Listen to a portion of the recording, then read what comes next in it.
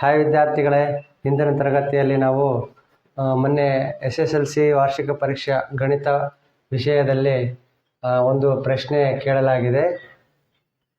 ಪ್ರಶ್ನೆ ಈ ರೀತಿ ಇದೆ: ಬಹುಪದೋಕ್ತಿ p of x x³ + 3x + 4x + 5 ಅನ್ನು g of x = x² - x + 1 ರಿಂದ ಭಾಗಿಸಿ ಮತ್ತು ಭಾಗಲಬ್ಧ q of x ಮತ್ತು ಶೇಷ r of x ಗಳನ್ನು ಕಂಡುಹಿಡಿಯಿರಿ ಅಂತ ಕೇಳಿದ್ದಾರೆ. ಸೊ ಆದ್ದರಿಂದ ನಾವು ಈ ಸುಲಭವಾಗಿ ಇದನ್ನು ನಾವು ಅರ್ಥ ಮಾಡಿಕೊಂಡು ಮಾಡಿದ್ರೆ ಚೆನ್ನಾಗಿ ಅಂಕಗಳು ಗಳಿಸ್ಬೋದು. ನೋಡಿ, p of x ಅಂದರೆ ಇದು ಬಹುಪದೋಕ್ತಿ. ಕೊಟ್ಟಿರುವಂಥ ಬಹುಪದೋಕ್ತಿ ನಾನು ಇಲ್ಲಿ ಹಾಕ್ತೀನಿ.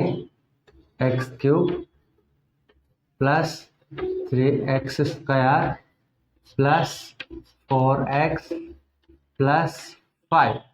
ಸೊ ನಮಗೆ g of x ಏನು ಕೊಟ್ಟಿದ್ದಾರೆ? x² - x + 1. ಇದರಿಂದ ಭಾಗಿಸ್ಬೇಕು ನಾನು. x² - x + 1. ಸೊ ನಮಗೆ ಭಾಗಲಬ್ಧ q of x ಶೇಷ r of x ಗಳನ್ನು ಕಂಡುಹಿಡಿಬೇಕು. ಇಲ್ಲಿ ನಮಗೆ x³ ಇದೆ, ಇಲ್ಲಿ x² ಕೊಟ್ಟಿದ್ದಾರೆ.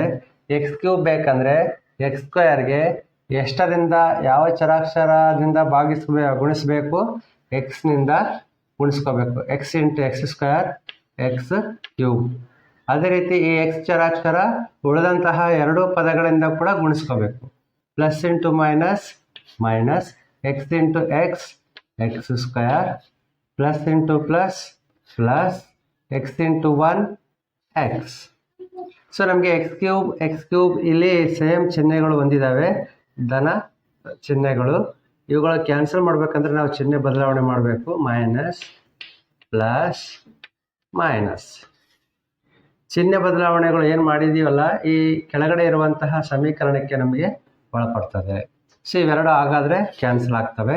ಇಲ್ಲಿ 3x² + x², 4x². ಇಲ್ಲಿ 4x - x ಅಂದರೆ ಕಳೆದ್ರೆ ಎಷ್ಟಾಗುತ್ತೆ? 3x + 5. ಇಲ್ಲಿ 4x² ಇದೆ, ಇಲ್ಲಿ x² ಇದೆ. ಹಾಗಾದರೆ 4x² ಬರಬೇಕಂದ್ರೆ ನಾವಿಲ್ಲಿ ಯಾವ ಸಂಖ್ಯೆಯಿಂದ ಇದಕ್ಕೆ ಗುಣಿಸ್ಕೋಬೇಕು? +4 ಇಂದ. 4 × x², 4x², plus into minus minus, 4 × 1 = 4 × x, 4x, 4 × 1 = 4. ಇಲ್ಲಿ ಕೂಡ ನಮಗೆ ಸಮ ಚಿಹ್ನೆಗಳು ಸೇಮ್ ಇದ್ದಾವೆ. ಪ್ಲಸ್ ಪ್ಲಸ್ ಕ್ಯಾನ್ಸಲ್ ಮಾಡಬೇಕಾದ್ರೆ ನಮಗೆ ಚಿಹ್ನೆ ಬದಲಾವಣೆ ಮಾಡಬೇಕು. ಇಲ್ಲಿ ಪ್ಲಸ್, ಇಲ್ಲಿ ಮೈನಸ್.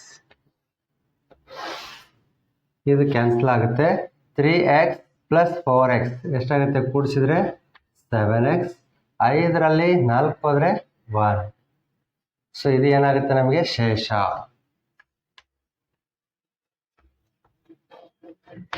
ಶೇಷ ಅಂದರೆ ನಮಗೆ r of x ಅಂತ ಕರಿತೇವೆ. ಇದು ಏನಾಗಿರುತ್ತೆ ನಮಗೆ?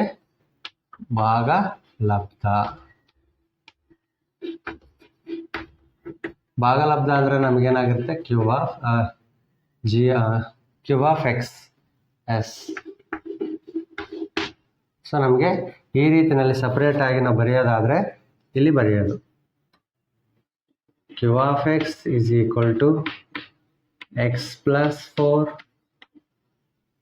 r of x = 7x + 1.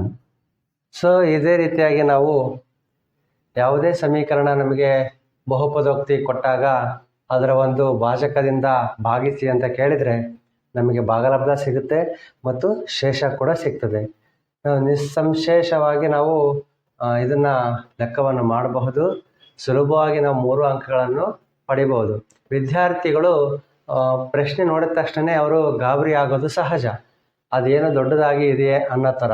ಆದರೆ ನಾವು ಆಲೋಚನೆ ಮಾಡಿ ನಿಧಾನವಾಗಿ ನಾವು ಬಿಡಿಸಿದ್ದೇ ಆದರೆ ಈಸಿಯಾಗಿ ನಮಗೆ ಸುಲಭವಾಗಿ ಭಾಗಲಬ್ಧ, ಶೇಷ ಮತ್ತು ಇನ್ನೂ ಕೆಲವು ಬೇರೆ ಏನು ಕೇಳಿರ್ತಾನೆ ಅವೆಲ್ಲವುಗಳು ಸಿಗ್ತವೆ. ಇದು 3 ಅಂಕದ ಪ್ರಶ್ನೆ. ಇದೇ ರೀತಿಯಲ್ಲಿ ಅಥವಾ ಅನ್ನುವಂಥ ಪ್ರಶ್ನೆ ಕೂಡ ಇದೆ. ನೀವು ಅದನ್ನು ಮಾಡಿ ಟ್ರೈ ಮಾಡಿ. ಒಂದು ವೇಳೆ ಬರೆದಿದ್ದಾಗ ನನಗೆ ಕಮೆಂಟ್ ಬಾಕ್ಸಲ್ಲಿ ತಿಳಿಸ್ಕೊಡಿ.